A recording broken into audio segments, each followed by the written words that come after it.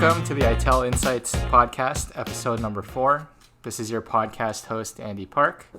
And again, we've got founder and lead analyst of Eitel Insights, Dane Eitel. How you doing, Dane? Excellent, Andy. We're glad to be back and offering some more information today. All right, so we'll dive right in today. So we just wanted to quickly touch base on the last tutorial we sent out.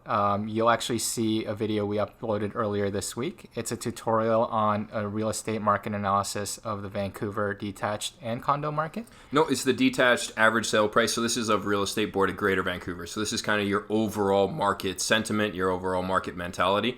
And we pointed that out as kind of a cipher as to what you get with the Eitel Insights static reports that we make available.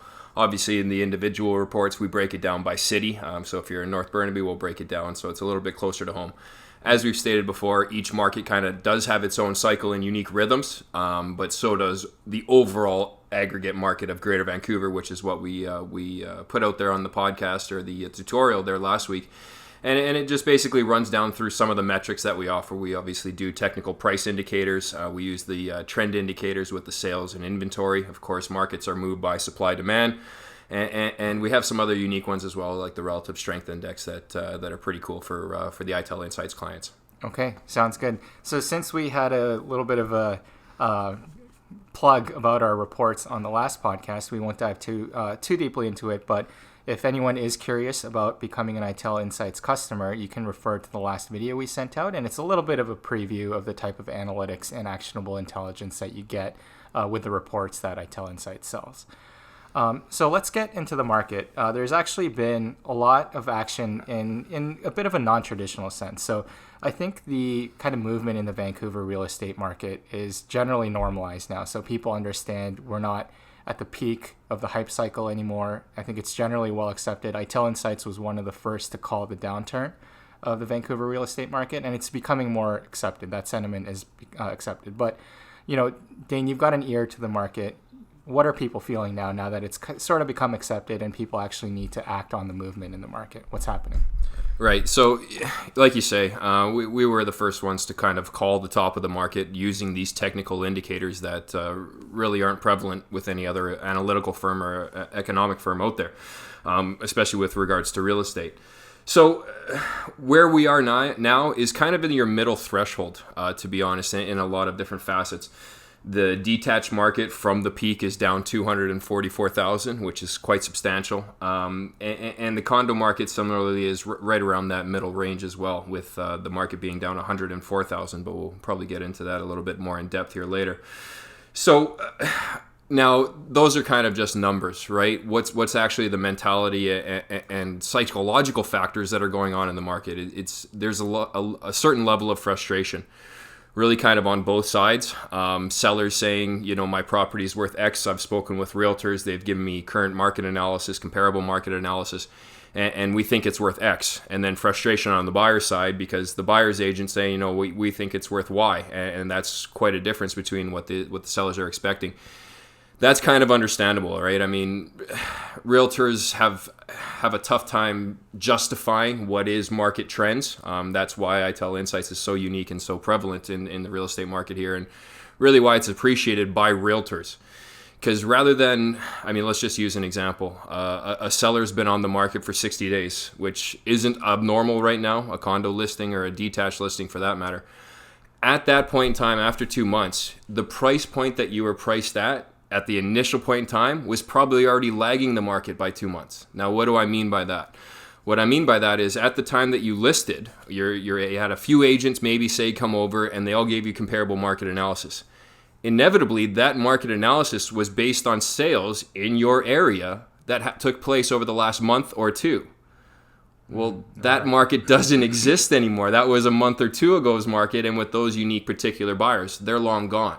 So you really have to chart it out, trend it out, and to say, hey, what's upcoming? That's where the Eitel Insights realtors, preferred realtors that we do work with, have a huge leg up. I mean, when they meet with the client, the potential sellers say, hey, listen, today's property is probably worth X, but we're not selling it right today. It's probably going to take ideally or optimistically 2 weeks to a month to achieve a sale. That means you got to price forecast and go forward in time rather than using comparable market analysis, which is behind time. And that's why downturn markets are sometimes very frustrating, very difficult, because you're not getting useful information. We like the term, we're offering actionable intelligence, both for the seller and for the buyer. Once again, buyers are frustrated because they want the full 33% drop today. Well, the market's not down the full 33%, right? Roughly in the detached market, we're roughly down 15%, 13 to 15%, depending on how we come out here in this next few days of data. So, it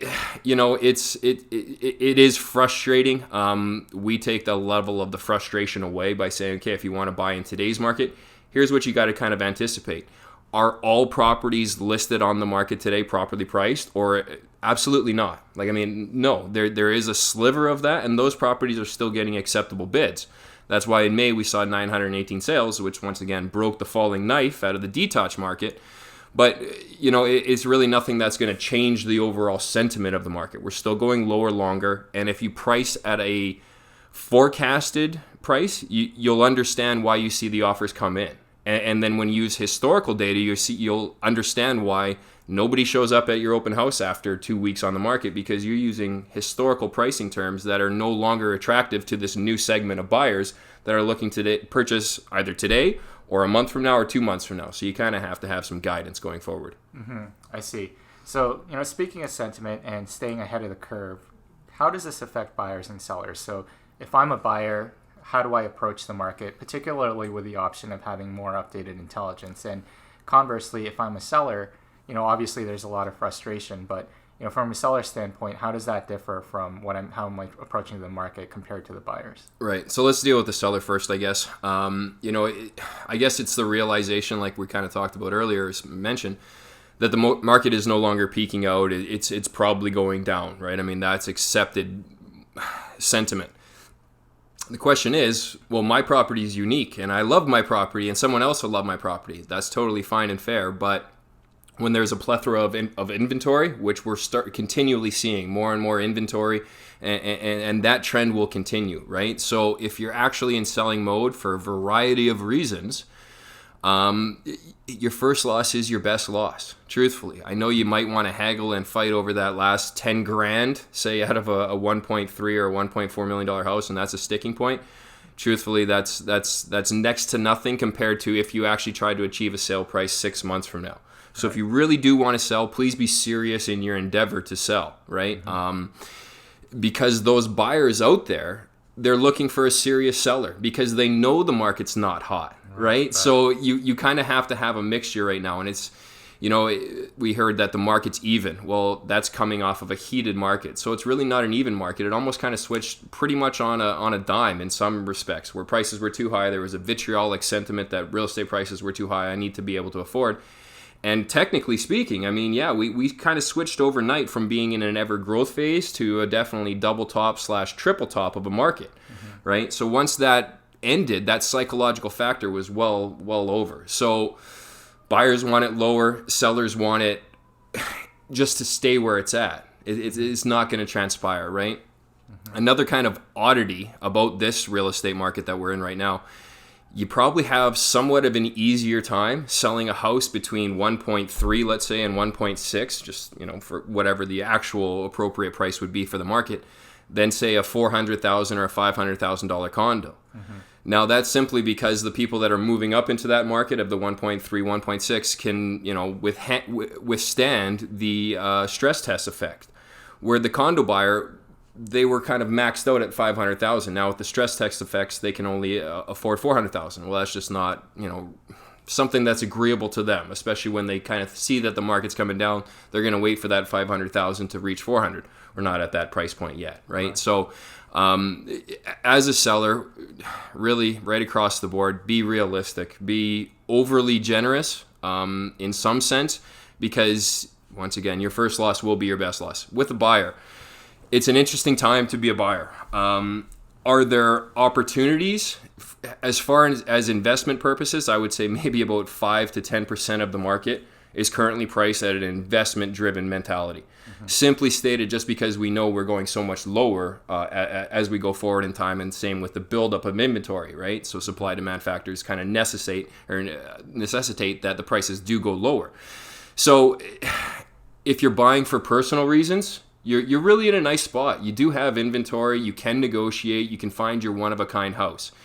If you're looking for a property that's maybe needs some investment and needs some TLC, let's say, I would staunchly be waiting, just for the fact that you can get a TLC property at a much significantly lower price depending on the area. And that's why, of course, we sell our independent reports so you can decipher exactly how much percentage loss is expected for the properties on the market that need some TLC versus the properties that are move-in condition. Those ones can still get a bid at an acceptable price. The acceptable price is ever decreasing. Right.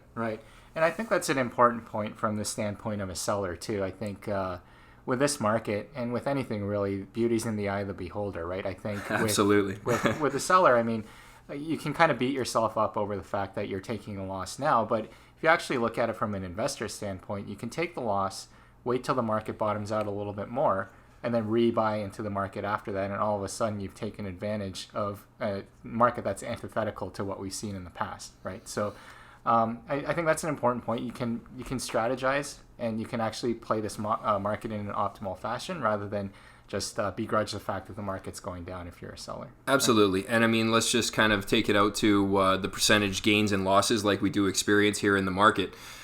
The total top to bottom correction for the condo market, we're expecting roughly 750 down to the 525 mark, right? Roughly 33%.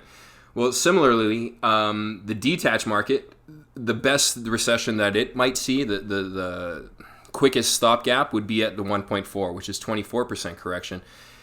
More than likely, we're kind of leaning towards a 1.225 just because of all the regulations that have happened since the market have peaked. So now that's a 31% correction at 1.225. However, that's well over $605,000, right? Where the condo total loss is only $225. Right. So, moving up in a down market is always a great idea. Right. And so if you can accept a contract, say today, with maybe say a 5 or a 6 month completion window, that's ideal, especially for moving a condo to a townhouse or to a detached property, because your average sale price is going to be that much lower when you go ahead and purchase the detached property as opposed to when you go ahead and sell the condo property. Right. So it's kind of like an aggregated loss. However, you're actually winning in the long run. Right.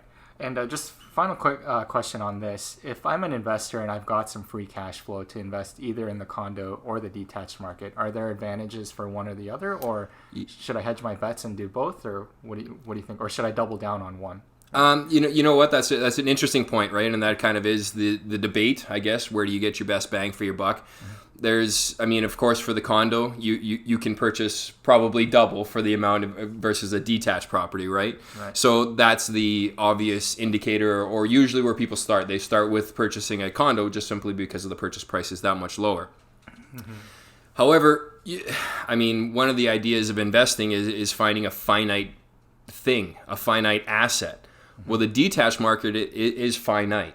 They're not really finding too much more land in Greater Vancouver, right? We've built up Coquitlam, we've built up Poco.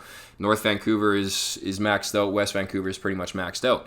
So that's kind of the oddity or the interesting thing here. As we go forward, nobody knocks down a townhouse development to build 5 or 6 detached properties. They do knock down 5 and 6 properties to build the townhouse development. Right.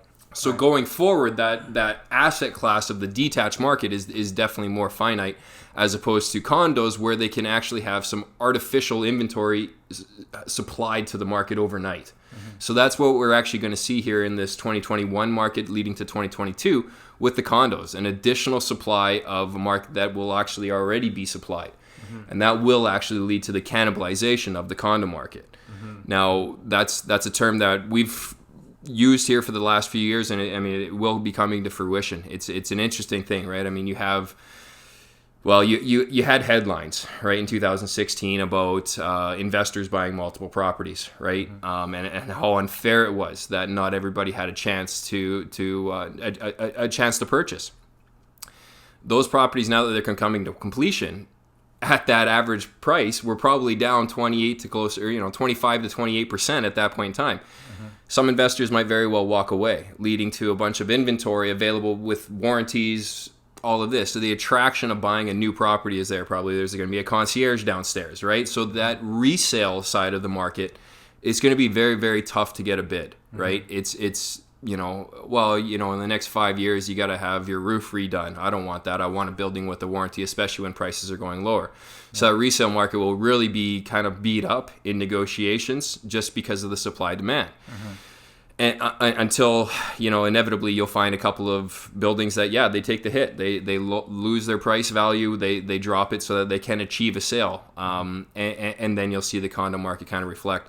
One other interesting thing that I would like to kind of point out to the public out here, to our listeners, don't be fooled by a lot of developers, even after this point in time in 2021, achieving a full sale price, right? We saw this in 2008, 2009. What happens is let's say that the condo is selling for $500,000, just for number's sake, and it'll show up on the MLS, or as the realtors will see, at $500,000. However, the deal between the purchaser and the seller, to the developer, actually agreed to a $30,000 cash back at the time of completion. Okay. So it looks like they're still getting the bids. However, they got a $30,000 cash back, upgraded appliances, this and that, maybe an extra parking stall. So during your negotiations, please do negotiate. Right. We have developers that are clients, and they're very appreciative to us, because we're going to say, there's different ways to take advantage of this downturn.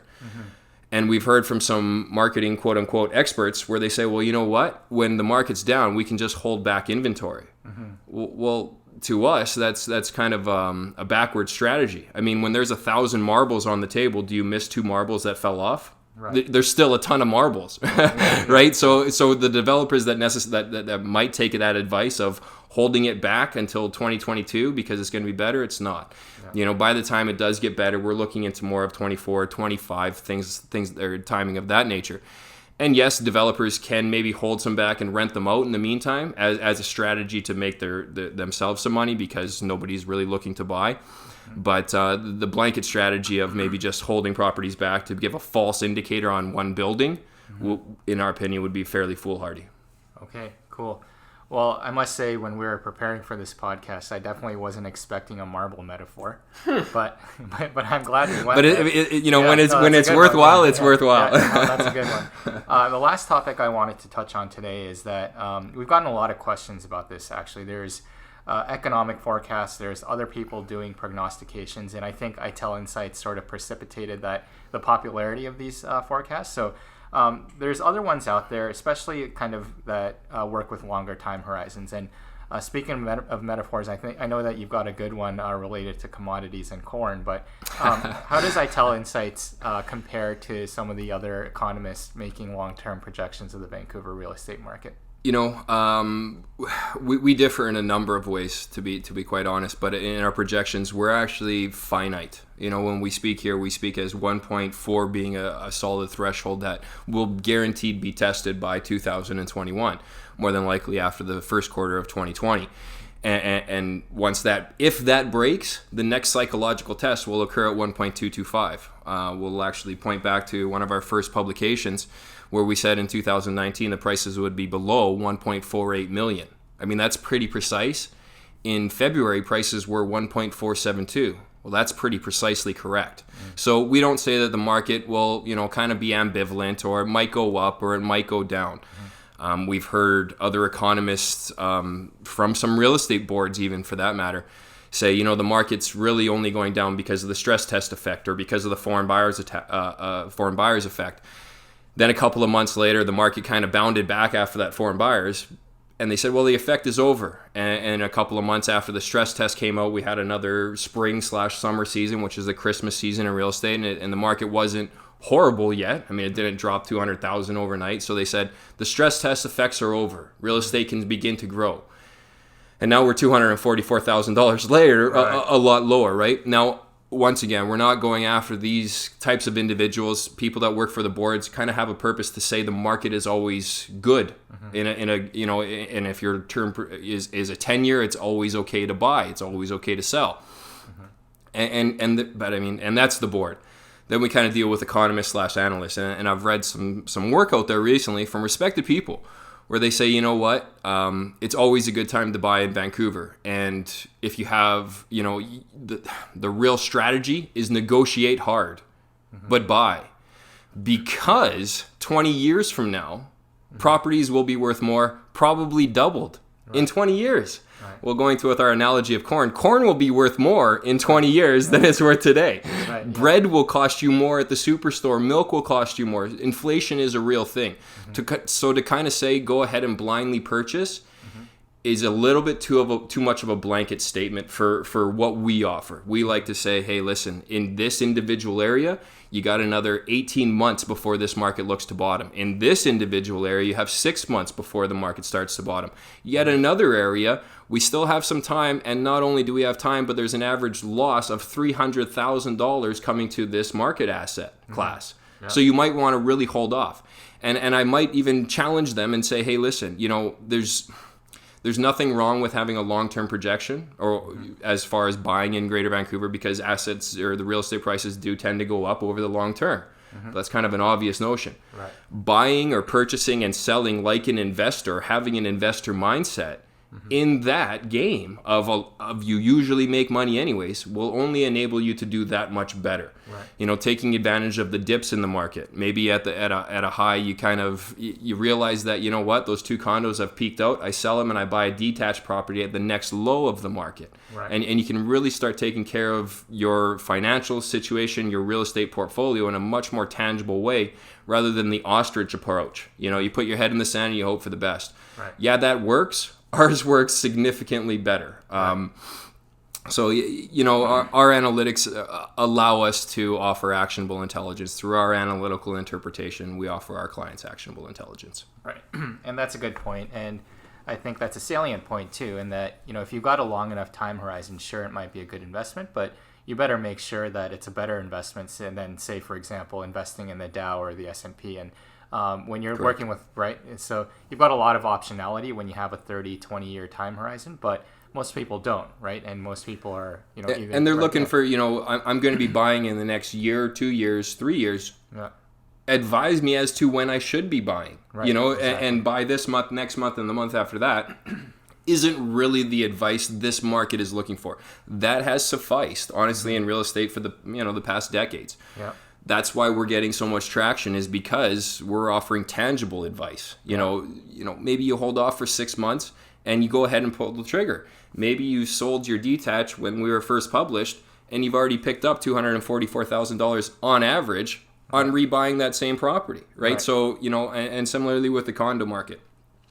We're down $104,000 off of the peak, right? So the peak was in January 2018 at $750,000. Currently, we're at $646,000.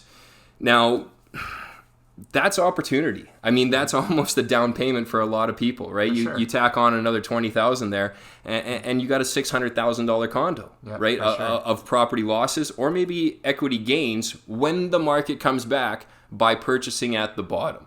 So by purchasing at the bottom at, let's say, $525 on an average sale price right across Real Estate Board of Greater Vancouver, inevitably, you'll be able to pick back up that 33% when the market inevitably comes back up to $750 and then surpasses that. So by purchasing like an investor, you can maybe even get 2, rather than just kind of saying, yeah, I'll buy one and in maybe 20 years after it might have doubled, I'll buy another one. We offer a quite substantially better than that. Okay, perfect. And we've done a great job this time of staying within our allotted time. So we'll keep this one short and sweet, Dane. We've got new data coming out next week, so we're excited about the next podcast. Absolutely. So stay tuned for episode number 5. And thanks again, everyone, for listening. This is the Eitel Insights podcast, and we'll talk to you soon.